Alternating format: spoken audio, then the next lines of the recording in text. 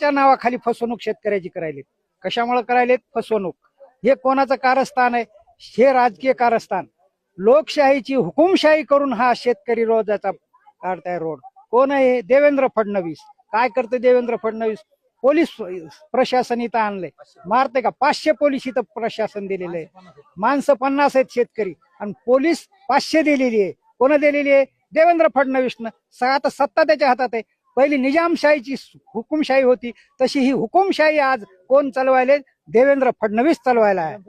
निजामपेक्षा बेकार परिस्थिती आज शेतकऱ्यावर आलेली. निजाम परिस्थिती तरी ठीक होती. आजची ही बिकट कला कोण आणलेली आहे शेतकऱ्यावर?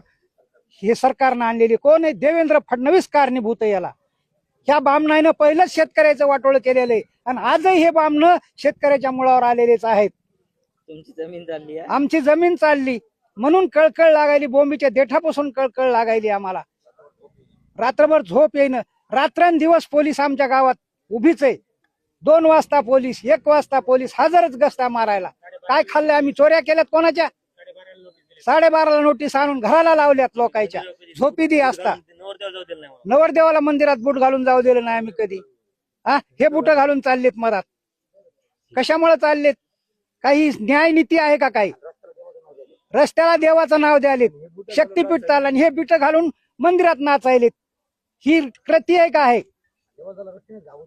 जगामध्ये म्हणतात की ब्राह्मण फार पवित्र असते आणि त्या ब्राह्मणानं हे करायले का? ब्राह्मण शेतकऱ्याचं सगळं रक्त पिऊन हा ब्राह्मण खुर्चीवर बसला तर बसला सगळ्याचा काटा काढायला.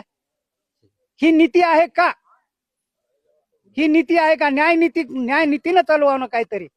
अरे मुख्यमंत्री झाला, पद झालं, सत्ता झाली म्हणजे का सत्तेवर काम करतो का? नाही देणार. मरू द्या आम्हाला, मारू द्या, सगळे गोळ्या घालू द्या इथं, तरी आम्ही